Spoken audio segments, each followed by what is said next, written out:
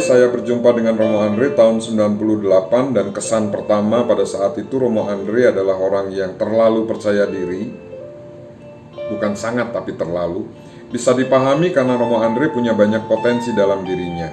Walaupun dalam perjalanan perjumpaan selanjutnya saya melihat Romo Andre orang yang mudah cemas, mudah khawatir, tetapi tetap rasional. Banyak ide-ide yang membuka wawasan saya secara pribadi. Bahkan ide itu disampaikan tidak hanya secara formal, tetapi dalam gojekan, dalam obrolan, dalam curhat, dan lain sebagainya. Satu hal yang menginspirasi hidup saya dari Romo Andre, hidup harus efektif. Romo Andre sederhana, tapi nggak ngelomprot, tetapi tidak gembel, tidak jorok. Romo Andre sederhana. Dan sederhana menurut Romo Andre adalah efektif. Sederhana adalah efektif. Beliau banyak menjelaskan dengan sederhana hal-hal yang rumit. Dia banyak menyederhanakan hal-hal yang susah. Saya merasa kehilangan. Tapi saya tidak mau bersedih karena Romo Andre orang yang selalu bersemangat. Semangat Dap. Haleluya Romo Andre, mulia di surga.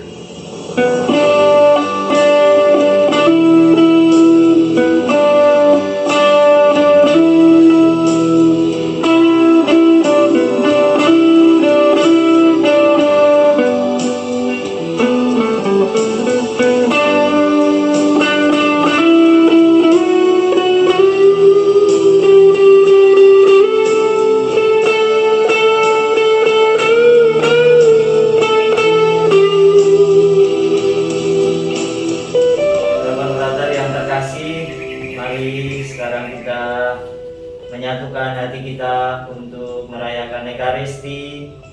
Kita mohon belas kasih Tuhan untuk konfrater kita Andre yang dipanggil Tuhan 3 hari yang lalu. Kita mohonkan belas kasih Tuhan, juga pengampunan dosa atas hidupnya, dan juga kita mohon belas kasih Tuhan untuk kehidupan abadi bagi saudara kita ini. Tuhan, kami bersyukur atas kasih karunia-Mu.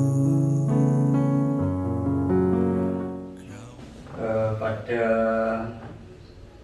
siang hari ini saya teringat akan Andre yang dulu memang sudah kenal dengan Andre ketika saat saya di Solo tahun 90-an. Beliau kuliah di Fitnyateli dan saya di UNS. Pada waktu itu kami bersama-sama aktif di PMKRI, dan dalam perjalanan akhirnya Romo Andre masuk ke Bertinianum dan saya bekerja di Semarang. Kemudian pada waktu itu saya ada keinginan masuk ke seminari, ke Bertinianum. Waktu itu saya menghubungi Romo Walidi bahwa saya akan datang ke Salatiga untuk mendaftarkan diri. Maka pada waktu itu Romo Walidi karena pergi, ia menitipkan formulir kepada Romo Andre. Nanti akan ada seorang pemuda yang dari Semarang mau mendaftarkan ke Bertinianum. Pada waktu itu saya datang malam-malam jam 8 kira-kira, datang ke Bertinianum. Saya mau mendaftarkan. Ora iso iki formulir iki nggo Semarang, dadi wong Solo. Dikiranya saya dari Solo. Akhirnya Romo Andre menghubungi Romo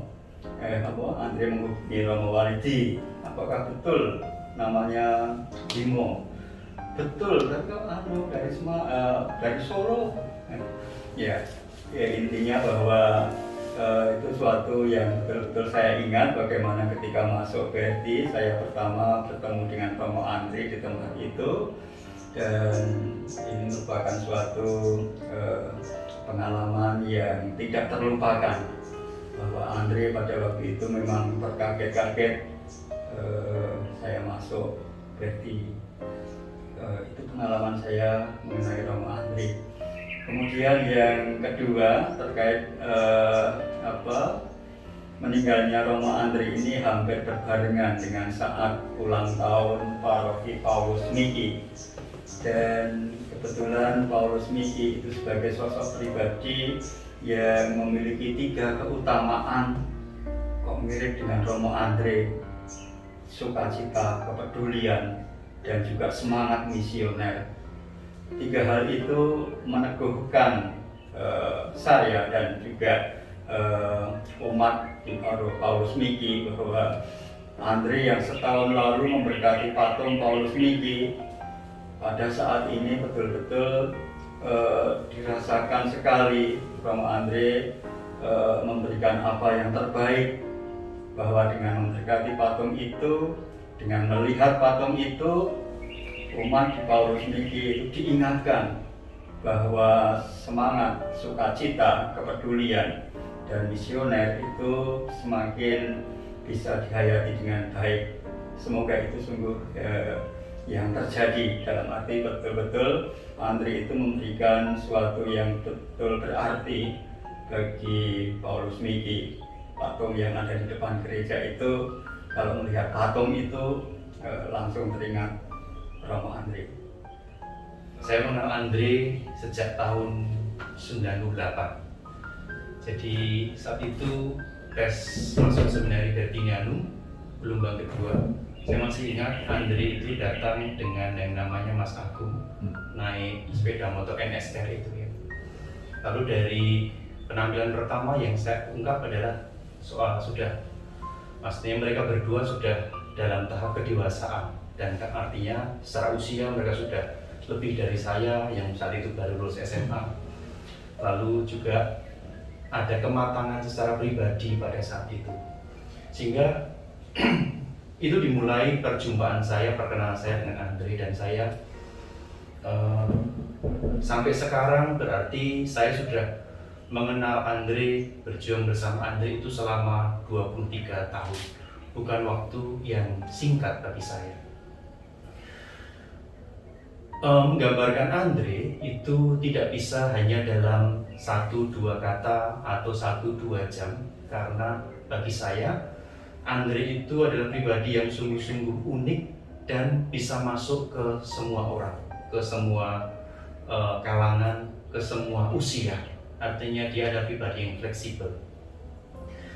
Dia selalu membawa keceriaan, selalu membawa sukacita dengan juk-juknya, dengan selengeannya, dengan caranya ngece orang lain, caranya membawakan diri. Misalnya saja, sejak dulu ketika di seminari dia mengatakan, nama saya Andreas Tri Adi Kurniawan. Tri 3, Kurnia itu ada rahmat. Jadi saya mendapatkan 3 karunia yang besar. Tri 3 Adi besar, Kurniawan itu rahmat Tuhan ya. Jadi saya mendapatkan 3 karunia besar. Lemu, sombong, dan tua ya saat itu.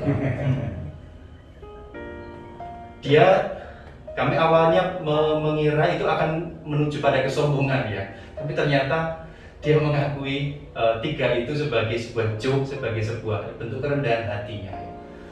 Itu sehingga banyak sekali konyol-konyolan yang sebenarnya dia mempunyai banyak sekali potensi. Tadi kemarin waktu misa arwah itu Romo Sumarto mengatakan otakmu itu turah-turah ya, turah-turah ya. Memang dia punya potensi yang luar biasa, tetapi di dalam potensinya itu dia tidak menyombongkan diri, meskipun secara verbal ungkapannya itu ungkapan sombong, ungkapan tidak ini tidak itu, tapi ada kerendahan hati di sana. Juga hal yang sangat bagi saya, karena saya sejak awal ketemu dengan Andre, kemudian sejak awal saya berjuang bersama dengan Andre ketika dari sejak Bertinianum, yang saya alami adalah bahwa dia menjadi pribadi yang sungguh-sungguh perhatian kepada orang yang membutuhkan, orang yang membutuhkan, entah itu orang kecil, orang miskin, orang yang berkekurangan, orang yang kurang pinter, atau orang-orang yang sungguh membutuhkan uluran tangan. Ambil contoh, ketika dulu saya di Bertinianum, saya sungguh saat itu berjuang untuk belajar yang namanya bahasa. Saya tidak cukup punya kemampuan berbahasa Inggris. Apalagi saat itu saya juga harus mulai belajar bahasa Latin di seminari. Itu perjuangan yang tidak mudah bagi saya. Andre yang saat itu dikatakan Romo Bimo lulusan ABBA Pignatelli, Akademi Bahasa Asing Pignatelli, tentu saja dia pintar sekali bahasa Inggris ya. Maka dia mengajari kami, saya, Anto, dan saya lupa siapa, 3 orang yang mau untuk belajar bahasa Inggris. Jadi di sela-sela setelah makan siang, waktu tidur, harusnya waktu itu untuk tidur kami mencuri-curi, kami kumpul di ruangan entah kamar saya atau kamarnya Anto dulu atau kamar siapa lupa. Lalu Andre itu ngajari kami atau ngursus kami les bahasa Inggris. Ya, dari belajar tentang grammar, dari belajar membaca jam misalnya 11.30 itu bahasa Inggrisnya apa, 11:15 bahasa Inggrisnya apa, 12:4 bahasa Inggrisnya apa. Semua belajar itu dan dia memberikan tips-tips bagaimana belajar bahasa Inggris yang efektif dan cepat. Ya. Dan itu sungguh-sungguh sangat membantu saya. Terlebih ketika saya mengenal bahasa yang baru yaitu bahasa Latin, karena bahasa Latin saya itu kalau nilainya jelek itu akan menjadi berpengaruh terhadap penilaian dan kelulusan di seminari.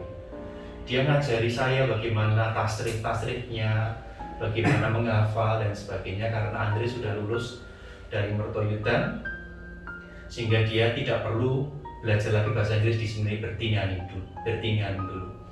Itu juga yang saya rasakan. Lalu di sela-sela waktu itu dia setiap siang selalu ngajak saya untuk ke dapur membantu Ibu Parmo dan Ibu Saimi dulu.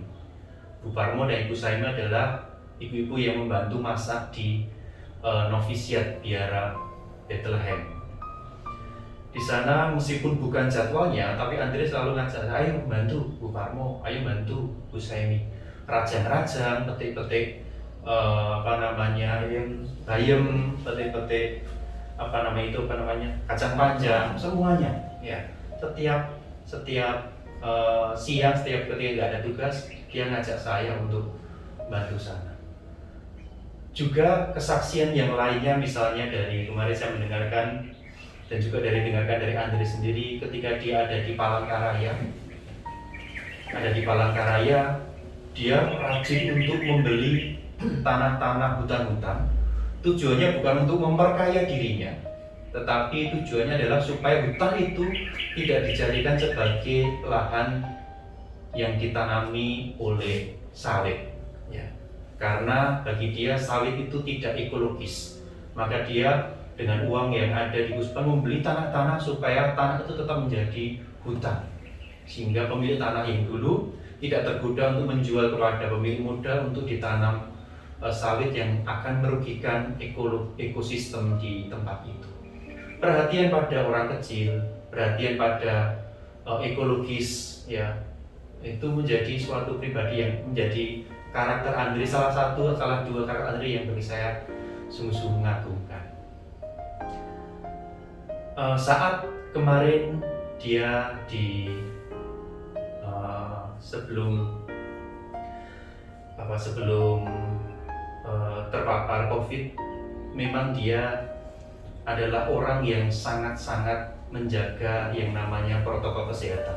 Dia selalu pakai face shield, selalu pakai masker, selalu bawa hand sanitizer dan mengingatkan kami, terutama kemarin pada tanggal pada bulan 12, bulan Desember 2020 kemarin kami semua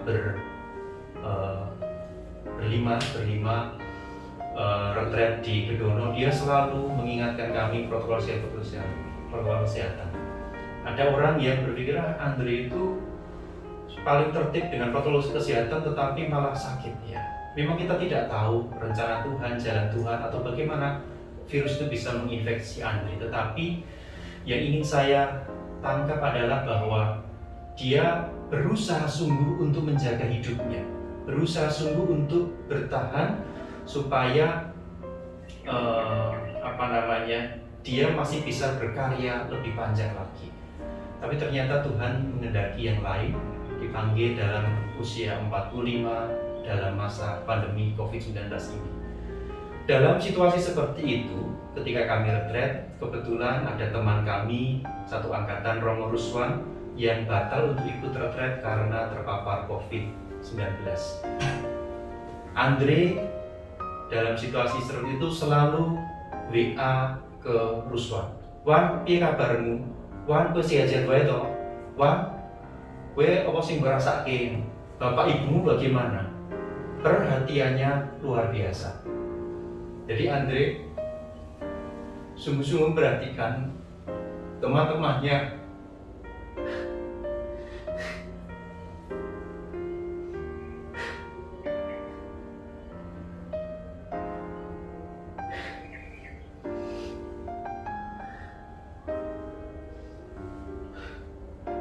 Memperhatikan orang kecil, memperhatikan orang yang kesulitan. Dia tidak berpikir tentang dirinya. Bahkan ketika dia terinfeksi COVID, dia tetap bertanya pada Ruswan, tetap bertanya tentang keadaan keluarganya. Perhatian pada orang kecil begitu besar.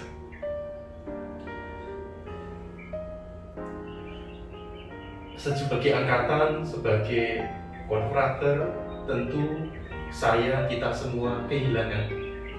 Tetapi kita berusaha untuk melihat bahwa dipanggilnya Andre, bahwa waktu yang sangat singkat ini memang secara manusiawi kita tidak terima terhadap situasi ini, terhadap pengalaman ini.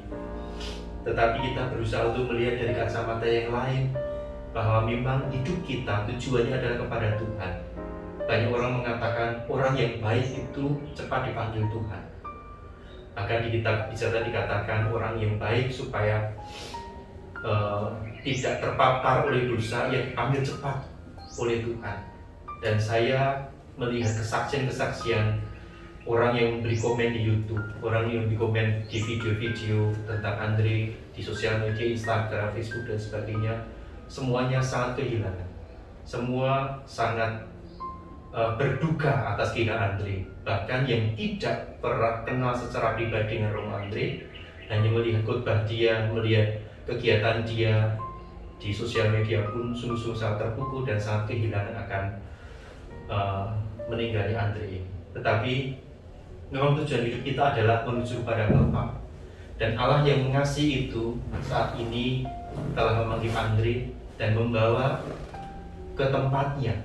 Tadi dalam bacaan Injil, Tuhan Yesus mempersiapkan rumah bagi orang-orang yang percaya. Dan salah satunya adalah Andre yang memberikan hidupnya kepada Allah, dan Allah telah mempersiapkan, Allah mengundang Andre untuk bersatu, untuk mengalami kebahagiaan bersamanya di surga. Dan kami dalam tanda kutip kemarin ngobrol-ngobrol, Andre menjadi pembuka jalan bagi kami. Artinya Andre menyiapkan jalan, Andre mempersiapkan tempat bagi kami. Nah, kami berdoa agar sisa perjalanan perjuangan hidup kami di dunia ini untuk melayani Tuhan, biar Andre menjadi pendoa bagi kami semua angkatannya. Ada masih banyak sekali pengalaman, ada masih banyak pengalaman hal yang bisa diceritakan atau dikisahkan ke Andre. Tetapi saya mengakhiri sekian dulu sharing saya dan berdoa bagi perjalanan Andre menuju rumah Bapa. Terima kasih. Selamat siang. Ya, Yang pertama saya ingin sampaikan bahwa hari ini itu satu sisi bagi saya itu ya teringat akan genap 3 hari Romo Andre dipanggil. Tapi yang kedua, hari ini sungguh bagi saya juga berkat dari Romo Andre. Kami berempat sejak tahu bahwa beliau sudah dipanggil Tuhan berencana untuk misa ke Jogja 3 hari ini. Tadi dalam perjalanan itu di tempel itu ternyata ada cegatan polisi dan tentara untuk meminta surat rapid antigen. Yang punya ternyata hanya Yuwono sama Nano. Nano yang bawa mobil, ternyata rapidnya udah pada luarsa. Saya agak was-was tadi. Ini saya dengan Mbak Bimo ini tidak ada bekal apa-apa ini. Alamat suruh cek di situ atau suruh pulang nanti. Tapi lalu kemudian ya mungkin lihat identitas KTP-nya pastor, mau KTP-nya Jogja, rombongan aja dicek, akhirnya bisa lanjut. Bagi saya itu juga adalah bentuk dari dukungan, mungkin di belakang itu semua Andre juga yang ingin supaya kita hadir secara khusus kesempatan ini untuk berdoa. Banyak pengalaman dengan Andre, tapi saya mau bagi dua hal saja. Ketika saya di Kalimantan, saya selama ini memang 12 tahun itu saya hidup di luar Jawa. Jarang sekali saya ikut kegiatan-kegiatan yang sifatnya kebersamaan di MSF. Entah itu tabisan, kaulan, hari-hari MSF, itu jarang sekali saya ikut. Tapi momen-momen saya liburan pulang ke rumah, itu Andre itu selalu tanya, liburan? Libur. Sehingga dia kadang jemput saya, lalu kita diajak jalan. Entah nonton, entah waktu itu misa di Kerep, seperti itu. Dan ketika ngobrol, bagi saya ketika perjumpaan pribadi dengan dia itu ngobrol itu, dia mengatakan begini, waktu itu dia ekonom di sini, dan saya dari rumah saya ke sini, kami nonton di XX1 di Ambarukmo itu. Dia bilang gini, pokoknya kalau ada misionaris-misionaris datang itu sebisa mungkin kita membawa kegembiraan, melayani, membuat sukacita. Karena kita pernah jadi misionaris, tahu seperti apa tempat medan karya di sana. Dan sungguh selama saya datang itu, saya dibuat senang hati saya dibuat gembira. Diajak jalan-jalan, makan bersama, ngobrol, cerita. Ngobrolnya pun bukan cuma ngobrol-ngobrol, tapi ngobrol tentang bagaimana masa depan MSF. Bagaimana kita sebagai anggota MSF ini untuk mengembangkan tarekat. Saat saya kembali ke Kalimantan, saya pernah WA ke dia, Kang, aku butuh sibori yang agak besar, aku bilang. Saya butuh sibori, karena sibori di gereja saya, paroki saya itu kecil, saya butuh. Dan Romo Andre itu dengan terbukanya itu berusaha mencarikan, akhirnya pesan di Dharma Karya dan itu dikirimkan, seperti itu. Dan itu salah satu bentuk perhatian yang saya rasakan untuk para misionaris, untuk mereka yang konfrater yang bertugas di luar. Pengalaman kedua, di samping banyak pengalaman yang lain, adalah ketika retret kemarin, retret angkatan Desember. Betul bahwa pribadi Romo Andre itu pribadi yang gembira, yang sukacita, yang happy, yang selalu membuat keceriaan. Tetapi saya merasa ketika retret kemarin itu berbeda. Dalam foto-foto kita angkatan itu saya perhatikan Romo Andre nggak kelihatan ceria. Dia kalau diperhatikan itu lebih malah nuansanya sedih. Memang dia waktu itu masuk terlambat dengan kita. Kita berempat sudah masuk duluan, setelah hari ke-1, hari kedua dia baru masuk, itu pun dengan kegelisahan. Dia memikirkan bahwa salah satu anggota keluarganya ada yang terpapar COVID. Dia waktu itu juga ada bersama dengan keluarga, dia takut menulari pada konfrater yang lain, kepada para suster di Gedono. Maka dia sempat dulu mengkarantina di Kopeng, di Wisma Kusupan itu. Sampai akhirnya mendapat kepastian boleh ikut, akhirnya ikut bersama kita. Tapi dalam perjalanan retret itu saya lihat Romo Andre itu tidak seperti pada umumnya ceria, yang happy, yang gembira, tidak. Dia lebih banyak diam dan mungkin ya nuansa merenung. Dia sempat tanya, ke Raudi po, karo COVID. Ya wedi kan, yang penting jaga kesehatan we protokoler kuwi. Nek wedi ya wedi ya. Tapi ketoke ku santai-santai wae, ora nggo masker. Yo ning susteran ki wis dikandani nek misale nganggo maskere pas pembukaan to kado askuraku karo pas komuni. Saya melihat pribadinya yang menyapa, yang mau mengunjungi, yang mau memperhatikan itu yang saya dapatkan nilainya, bahwa dia sebagai pribadi yang ceria, yang perhatian, yang care dengan konfraternya, dan itu membuat saya menjadi bangga sebagai anggota MSF memiliki salah satu konfrater, satu angkatan yang sangat care, sangat peduli. Mungkin itu yang bisa saya ceritakan sedikit dari sekelumit banyak pengalaman hidup bersama dia. Terima kasih. Terima kasih. Ya, berikutnya dari saya, selama saya bersama Andre Kadir ini, sebenarnya dalam hati saya itu saya merasa inferior dengan Andre.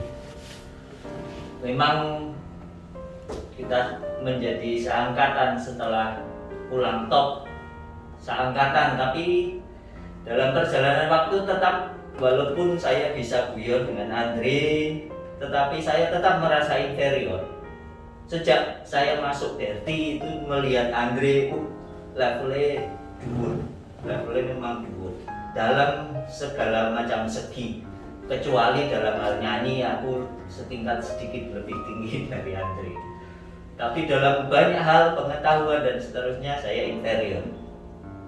Nah, rasa inferior itu baru sedikit berkurang ketika kami berdua, saya dengan Kadir ini ditugaskan untuk studi lisensiat itu. Saya membangun diri saya, mengurangi inferior diri saya sendiri di hadapan Kadir. Oh, aku dianggap setara dengan Kadir. Itu yang saya bangun dalam diri saya. Ya, walaupun pasti tidak setara, tapi podo-podo di konang lisensiat berarti aku dianggap setara lah dengan Kadir. Aku dianggap mampu. Itu poin yang saya dapat, sehingga chemistry saya dengan Andre itu memang baru terjalin secara intensif ketika studi lisensiat itu. Dulu ya bersama tapi tetap inferior itu. Baru setelah itu dibantu dengan konfrater kita Widyo selama 2 tahun di tempat ini, di Wisma Nazaret ini. Lalu rasa inferior itu semakin kecil. Artinya bahwa saya semakin pede berhadapan dengan Andre. Lalu terjadilah chemistry yang intens saya dengan dia. Main bareng, mancing bareng, ece-ecenan, ledek-ledekan. Kalau dia sudah bab 3, aku sudah mengumpulkan bab 4. Lalu dari situ muncul chemistry yang bagus antara saya dan Andre ini. Lalu berikutnya, Andre saya rasakan banyak membantu saya sebagai romo paroki. Karena dia di Kuria banyak tahu informasi-informasi yang akan disampaikan kepada romo-romo. Lalu kalau ada informasi yang belum jelas, saya dengan mudah bisa ngontak Andre, karepe sing iki piye, Der? Sing iki piye? Iki maksudnya piye? Dan seterusnya. Itu saya rasakan sangat membantu tugas-tugas pelayanan saya sebagai romo paroki. Lalu yang terakhir, ya tentu saja saya juga merasa kehilangan sosok Andre ini. Ya, selain banyak membantu saya sebagai romo paroki, terakhir kemarin itu tanggal 27 Desember 2020, Andre itu mewakili Bapak Uskup, mewakili Kuria untuk melantik kami Dewan Paroki Purwodadi. Jadi itu kenangan terakhir kebersamaan secara fisik dengan Andre sebelum dipanggil Tuhan. Lalu terakhir saya dengan kematian Andre ini mengingatkan saya, juga kita semua, bahwa kematian itu memang dekat dengan kita. Ya, kita yang masih dianggap muda, menganggap diri muda, tidak bisa begitu saja mengatakan, kematianku masih jauh, masih lama. Tidak bisa. Tetapi dengan kematian saudara kita ini, Andre ini, kematian ada di mana-mana, kematian ada di sekitar kita. Begitu juga usaha-usaha kita untuk mengatasi dampak-dampak dari virus ini juga ada batasnya. Walaupun begitu, kita ada harapan seperti dalam Injil, janganlah gelisah hatimu. Tuhan Yesus memberikan penghiburan, meneguhkan para muridnya, jangan gelisah hatimu. Banyak tempat tinggal. Tuhan Yesus sudah menyiapkan. Seperti juga secara fisik, Andre sudah menyiapkan lubang-lubang ketika dia menjadi ekonom di sini. Dia menyiapkan lubang-lubang di makam sana. Andre menyiapkan untuk kita semua, untuk para konfraternya. Itu tentu saja sebagai ungkapan sukacita, ungkapan kepedulian terhadap konfraternya, rasa cintanya terhadap konfrater. Ini patut kita sadari. Jadi walaupun kita merasa kehilangan, tetapi kita bersyukur boleh mengenal Andre, boleh bersama dengan Andre ini. Kita yakin bahwa Andre ini akan mendapat kemurahan hati dari Allah sendiri, dan akhirnya menjadi pendoa, membantu kita, menolong kita secara rohani di dalam hidup kita, karya pelayanan kita. Oleh karena itu, nanti di kemudian hari atau di waktu-waktu yang akan datang, silakan Kostianto, Bimo, dan juga Roswan bisa menambahkan sharing-sharing kita sebagai angkatan ini. Dan terakhir, saya mengajak kita semua memberi kesempatan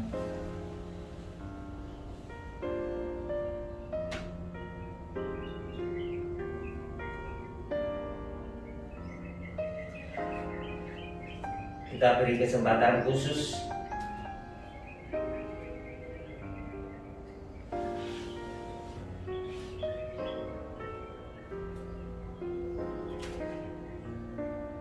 pada Andre untuk membagikan juga kenangan-kenangannya, sapaan-sapaannya bagi kita. Kita hening sejenak.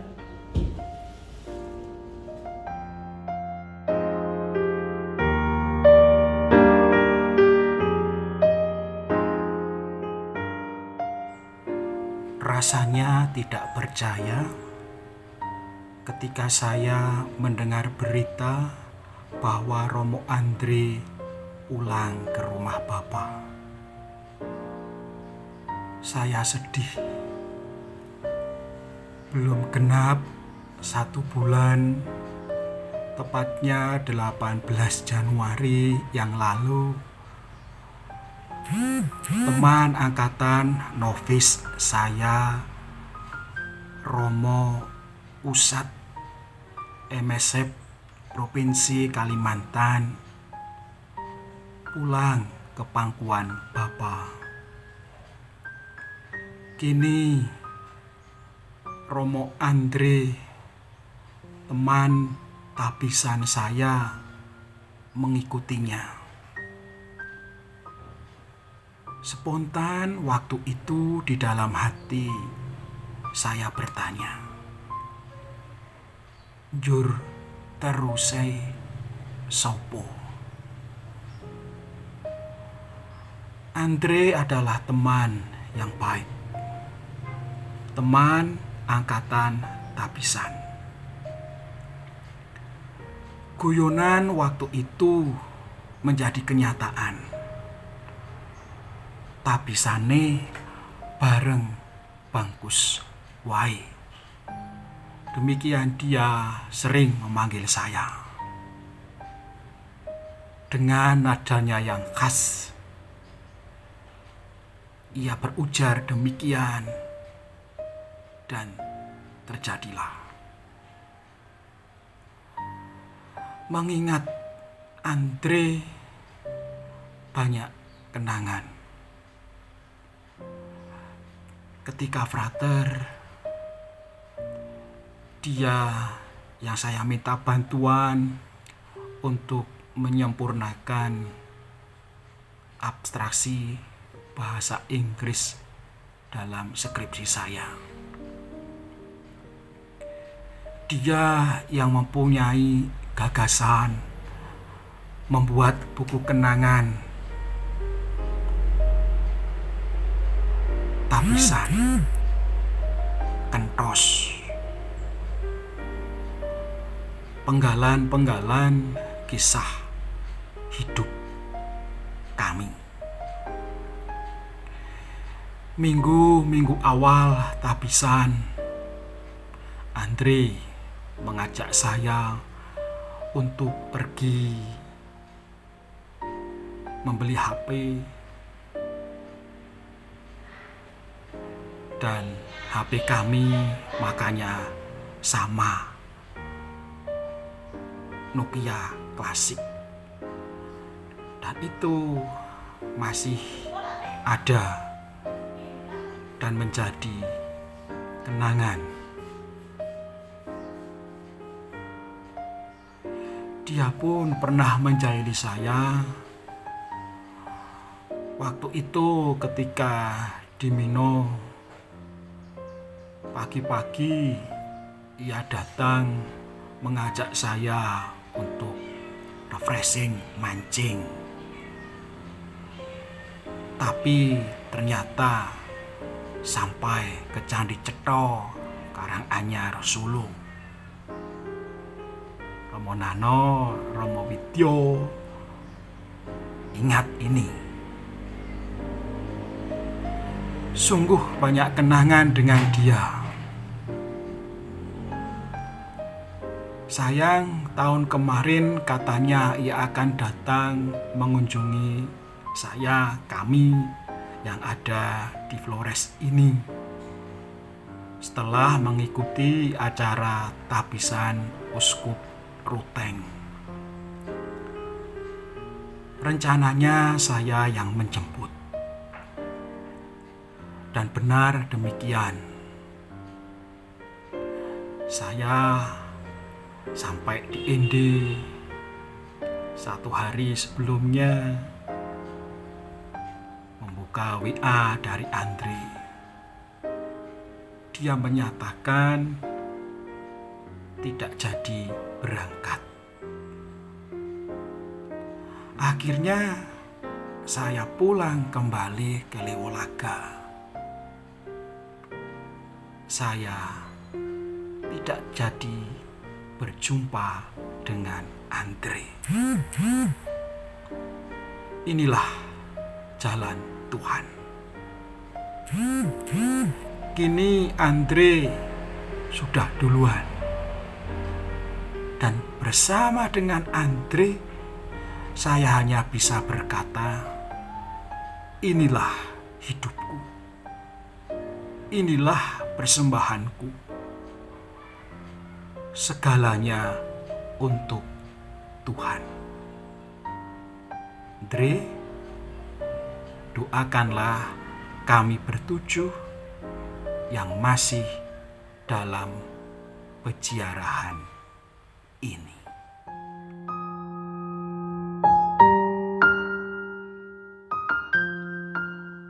Kalau orang Jawa mengenal pepatah urip kuwi mau mampir ngombe, maka Romo Andre mengenal pepatah lain, urip kuwi mau mampir Gojek. Namanya dikenal sebagai Romo Qadir. Beberapa orang mengira itu Kadir, sang pelawak di masa lalu. Tapi sebenarnya itu nama yang diberikan oleh teman-temannya di Mertoyudan, Qadir, Sokodir Jodipuran. Tapi memang begitulah sifatnya, suka melawak, suka bercanda, suka guyonan. Dengan siapapun, dimanapun, guyonannya tidak pernah ketinggalan. Pada Romo Qadir juga ada pepatah yang lain, life is a game. Hidup ini bisa dijalani dengan penuh kegembiraan, dengan santai, seperti orang sedang bermain. segala hal bisa dipertaruhkan. Antara lain menu makan malam nanti, atau makan siang, atau jatahnya ngosek WC, atau ngepel halaman teras seminari. Itu semua bisa dipertaruhkan. Tetapi di situ juga saya menemukan sebuah prinsip bahwa sesantai-santainya kehidupan tetap ada yang harus dipertaruhkan. Ada konsekuensi yang harus ditanggung. Antara lain prinsip, kebenaran, dan kemajuan yang harus diperjuangkan.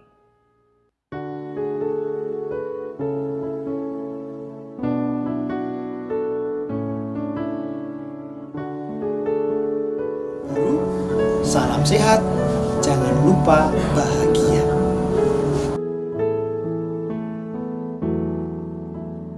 Tuhan, kami bersyukur atas kasih karunia-Mu. Kau anugerahi kami, imam gereja-Mu, hadir di tengah-tengah kami. Engkau telah mendampingi karyanya di dunia ini. Ia telah jadi teladan indah bagi umat-Mu lewat panggilan ilahi-Mu. Kini ia telah Kau panggil pulang ke rumah-Mu. Terimalah ia dalam pangkuan-Mu. Persatukan ia dengan para kudus-Mu di surga. Karena ia telah setia sampai akhir, menyucikan diri hanya bagi-Mu. Kini ia telah Kau panggil pulang ke rumah-Mu.